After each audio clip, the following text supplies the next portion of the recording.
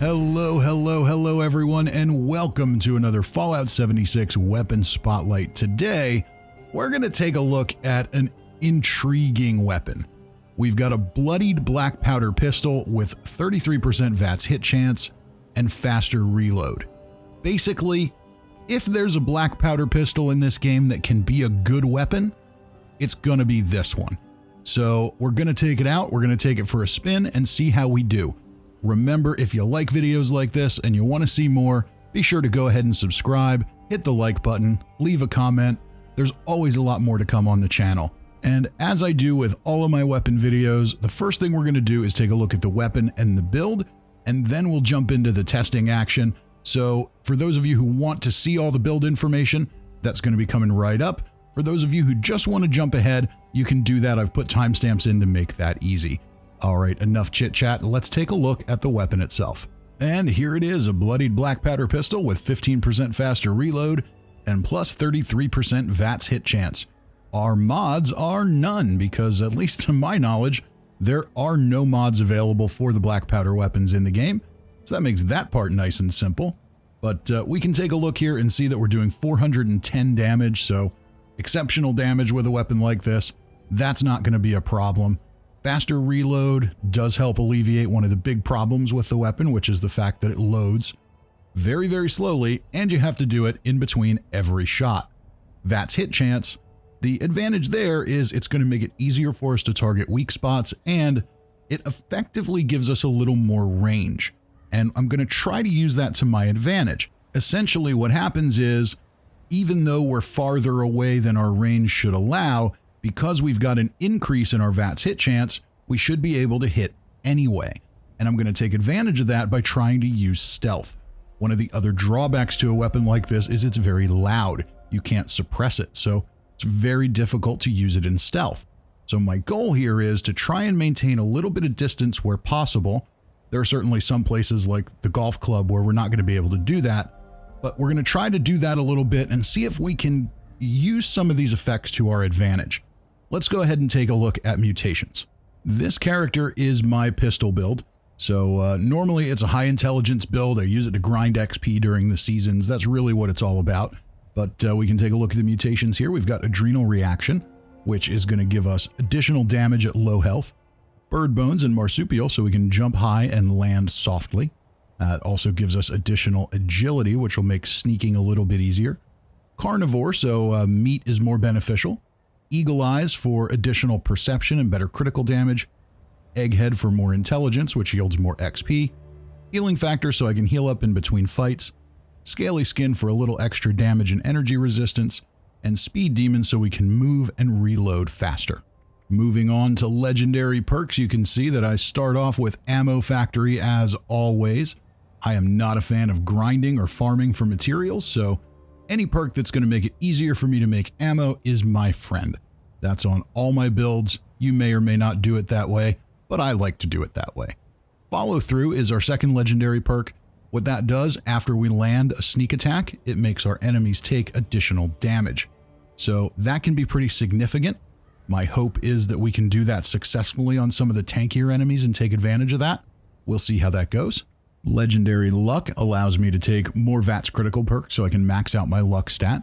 This build is not as far along as some of my other characters, so in time we'll max that out and move some other perks around and do all the things that we typically do with legendary perks, but this one is well on the way to where I want it to be.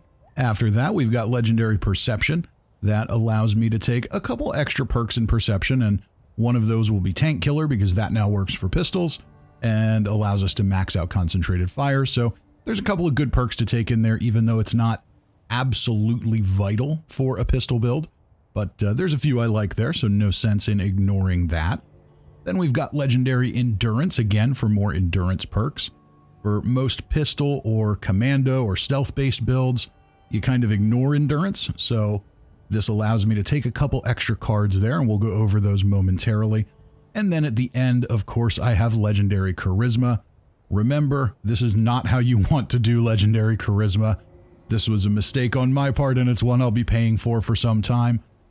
Basically, ranking up Legendary Charisma does allow you to pick more perk cards, but it does not allow you to share more perk cards. So there's a better way to do that, and that is to use your legendary perk for a different stat and just move points into charisma so that you can take advantage of it properly.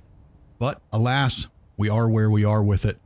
Let's move on to the special build and regular perk cards. Now, you'll see today with this build, I'm trying something a little different, so we'll go over things in a little bit more detail maybe than normal. Strength, of course, we have at 4. We've got Traveling Pharmacy and Bandolier. That helps me reduce some weight on a few different important things. Eventually, maybe some of those get moved around, maybe something else gets moved around, but so far it seems to work fine for me. Perception, we've got Tank Killer maxed out. We've got Concentrated Fire maxed out. And I had 1 point left, so I put Crack Shot in there. It's not really something I take advantage of very often, but it's better than nothing, so why not have it?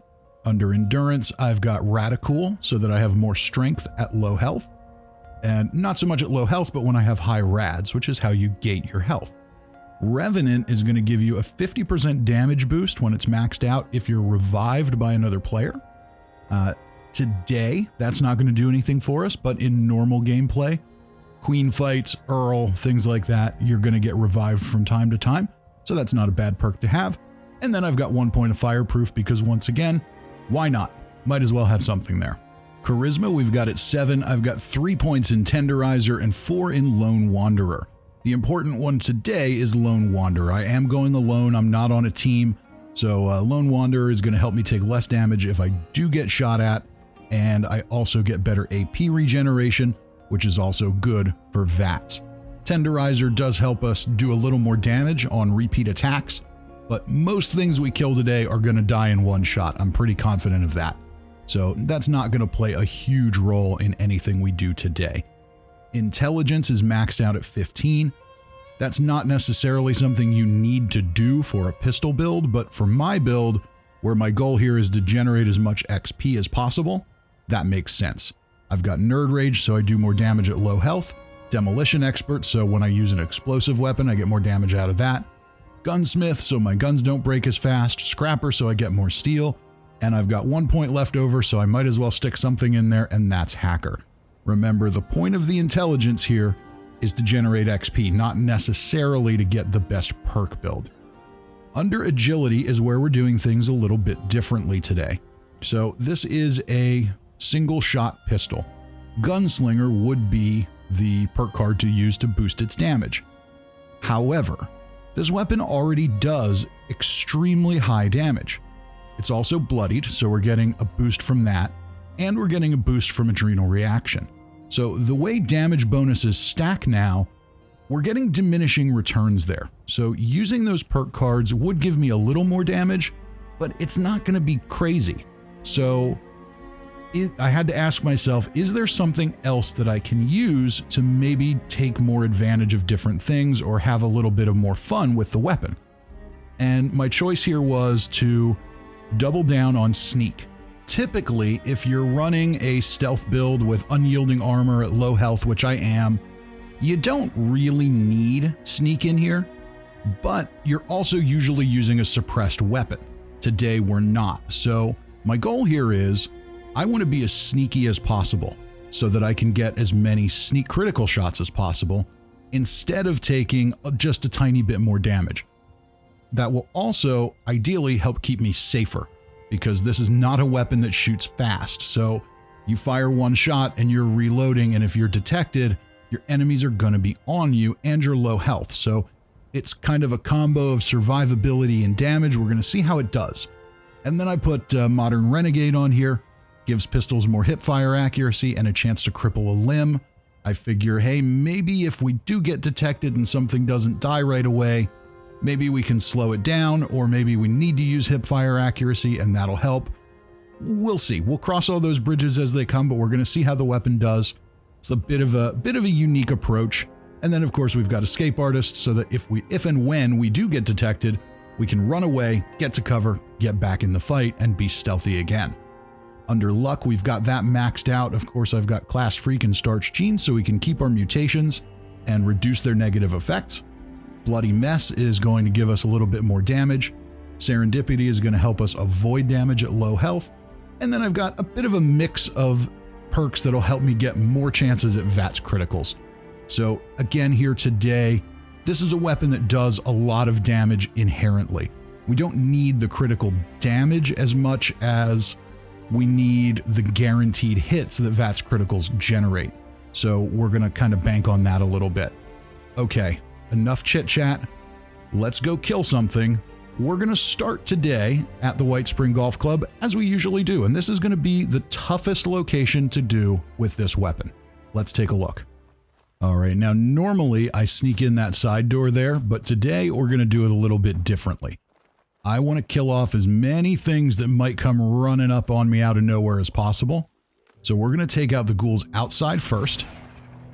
And you can see we've got exceptional damage, but one shot, and we're already in caution because this is a loud weapon. We've got a little range and a critical. Done. And we're still in caution. That's good. That's what I'm hoping for. Outdoors, I think this weapon's actually going to be pretty effective. It's once we get inside that it's going to start to get a little messy. Anybody else out here? Thought there were usually 4 out here, but maybe not. Doesn't look like it. Let's head inside. Okay, we've got one inside. We've still got a little bit of range. Now, what I'd love is if I could take some of these guys out through the windows. Nope. Okay. So we're going to have to take it maybe a little slower in here than we usually do. Take one out. We're still hidden. Okay, that's good. Take one out. Get away. Get to cover. I don't think we're going to clear that. There's another one, and now we're in danger. We were a little too close there. Still in danger. Now we're back in caution. Okay, you're done, but now I'm back in danger because we were too close. Okay, can we get to this guy? There we go. Okay, back in caution. I expected the golf club to be really tough. This is close quarters. We've got fast-moving enemies. This is going to be a tough spot. I'm sure I'll get killed at some point. Okay, I think we're clear in the pro shop.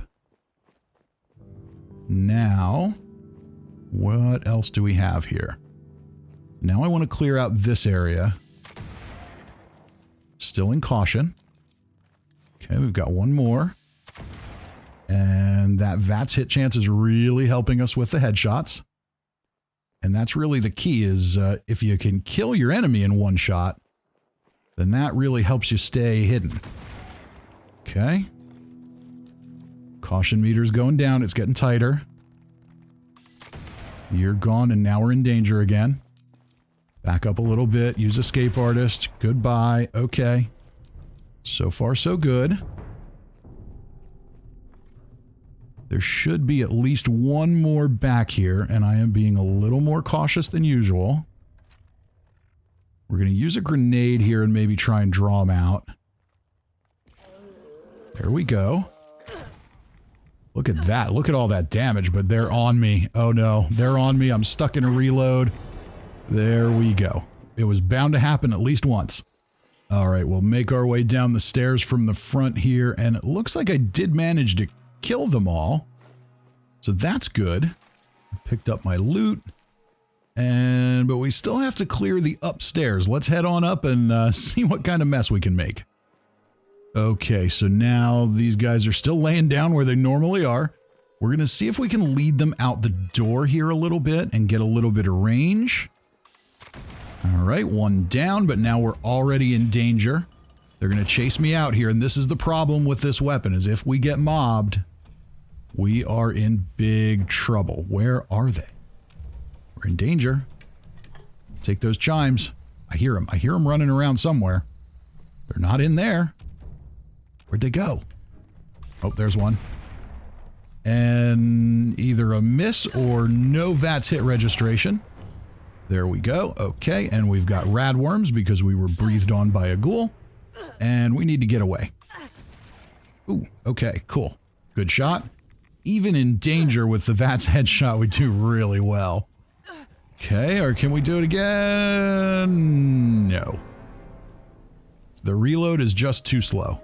All right, back at it. Let's try and thin the herd a little bit from the outside.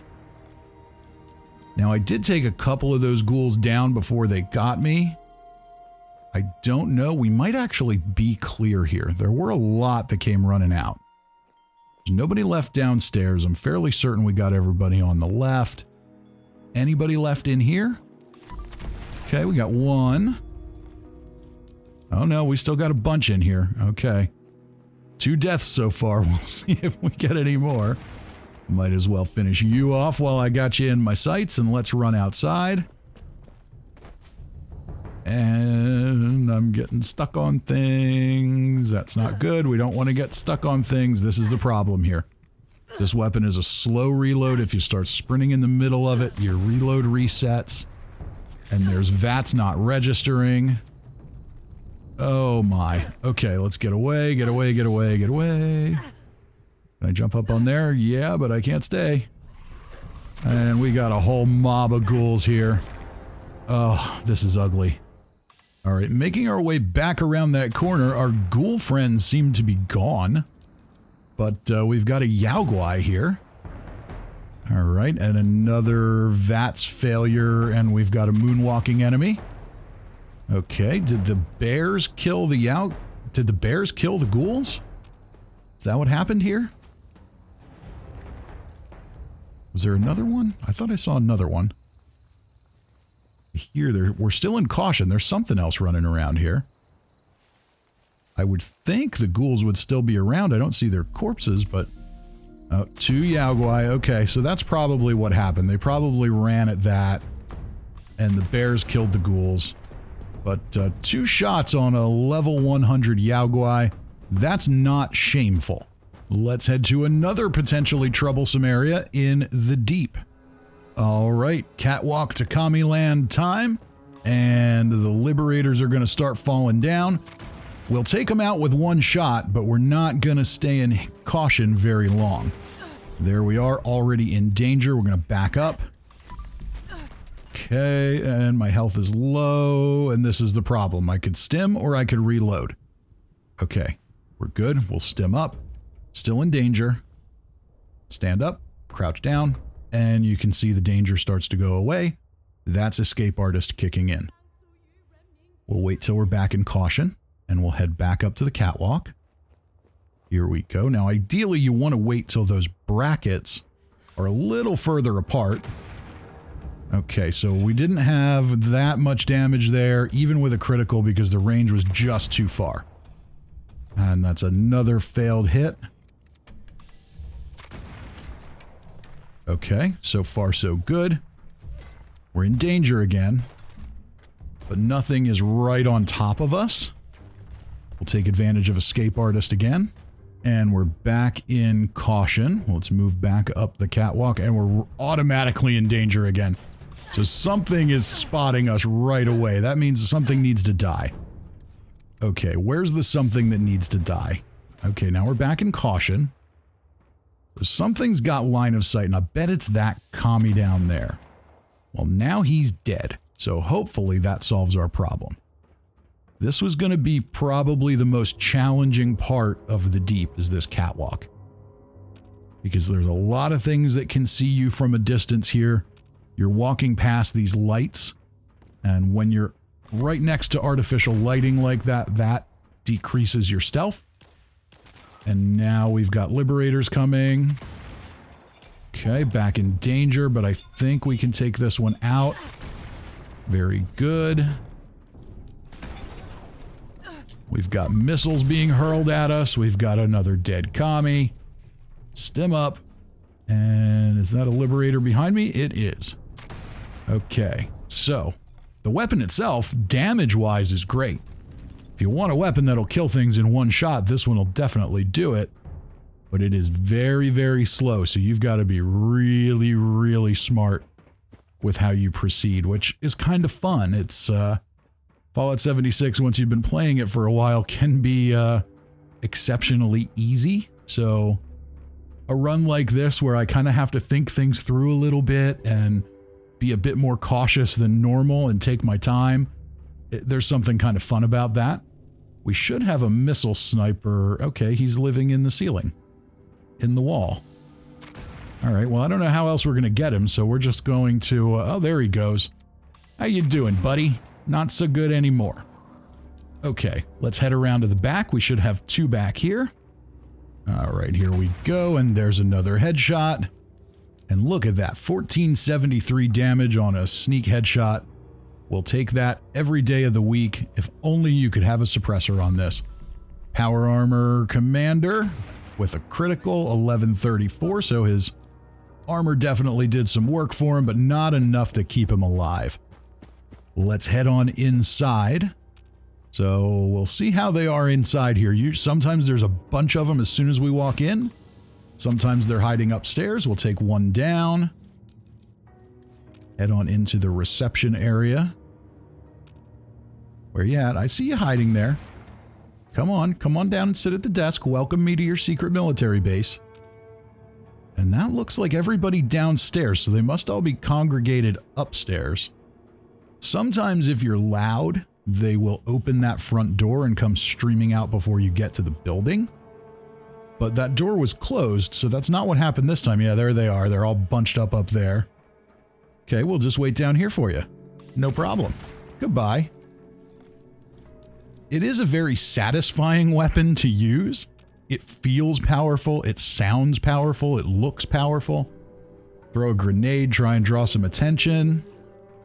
Well, it doesn't look like they're coming down. Are we going to have to creep up the steps? There's one. Power Armor Commando, you're down. I hear you all up there. Uh-oh. I forgot. There's a staircase on the other side. Damn smart commies. Using multiple staircases. It's unacceptable. Alright, we're still in danger. Sprint away, crouch back down, get into caution, and we'll head upstairs and see who's left. Okay, one more here. Oh, just got away because I must have sprinted when I was reloading. Okay, there we go, and we're still in caution, so there must be somebody left in here. Yeah, there's one right up there, but I want to get the lay of the land, see if there's anybody else. I think you're the last one. Yep, that's all of them. Okay, so not nearly as difficult as the Whitespring, but still a bit of a challenge. And we'll head over to Solomon's Pond now. Go on down here and see what we can do with a Behemoth.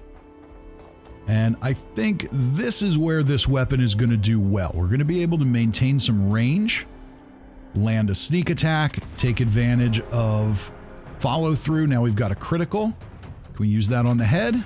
There we go. 2,200 damage. One more shot should do the trick. There he goes. That's where this weapon shines. When you've got a little bit of distance, you can maintain that stealth. You can do pretty all right with this. And now here we are at a Fissure site. Now the advantage here is we've got lots of distance, but we're still making a lot of noise. So see if we can get a shot lined up that'll actually register. I see you there. Okay, one down. You can see that caution bar crunching down. So this is the problem here, is we've got them swarming towards us. They heard something and they came towards it. So now we're in danger. Gotta run. Try and get back into caution. Reload. Okay, we're in caution, but there's two there, so we're instantly in danger again. And of course, I try to pull out a VATS and get stuck in my Pip-Boy. Okay, and the Scorchbeast is crop dusting. That's fun too. Okay, we'll do a couple of jump shots here. Maybe that'll help us a little bit. So this is the hard part here. I think the Scorchbeast is going to be fairly easy. But between the poison and the slow reload, this is a challenge. But so far it's a challenge we can manage. Because we're not in close quarters. There's room to run away here. There's room to run away and get back into sneak. Unlike at the golf club where everything was right on top of you. And it sure would be nice if these VATS hits would register. That's really not helping us. And that's kind of the whole point of this weapon, is the extra VATS hit chance. So what good does it do if it doesn't actually register? So we've got to thin these guys out. Just a little bit off rhythm there. And we've got poison again. Rads are getting a little high. Scorchbeast is on the ground. Can we get to him? Okay, one shot. Now we'll get a follow through. We should get extra damage, especially with the critical. Look at that. That's awesome. Can we get him in 3? We got him in 3. Ooh, okay. So that's great. If the Scorchbeast is on the ground, getting him in 3 shots is awesome. And now we are free and clear. Let's head over to Huntersville. As we always do, we'll start off with the floaters. Wow, not even a one-shot kill on a floater? Maybe with a little adrenaline we'll get there on these guys. Okay, well that one was a level 50, so that's no surprise. Now I'm in danger. Okay, we're gonna need another one without the sneak critical. Okay, come on. Come on, there we go. Okay, so not the one-shot kills I was hoping for there, but survivable. Alright, making our way past the barricades into town. We've got a level 60 hound. And gotta reload. Okay, level 50 super mutant, 1 headshot, out of the way, still in caution. And you're done. And now we're gonna make our way up to the water tower. So we had enough distance between those enemies that we maintained stealth. I see you there, tough guy. Uh-huh, I see you. 2,000 damage, there we go. That's what I'm talking about. I do miss those big damage numbers, so a weapon like this is definitely a good time. Alright, we'll sneak up on the square. 50%, nope, that was a miss. And I shouldn't have pulled out a VATS there. I should have let concentrated fire do its thing. Torso shot, and he's dead with a torso shot. Okay, well maybe we're overthinking this. Maybe we don't even need to go for headshots. Headshots are more fun. Alright, 2 down. They're gonna start coming out. They've got to hear me now. Little VATS critical action. And a hound. You're gone too.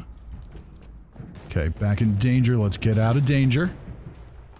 Get back into caution. Bullets are flying our way. I probably should have recovered some of my rads, but I didn't.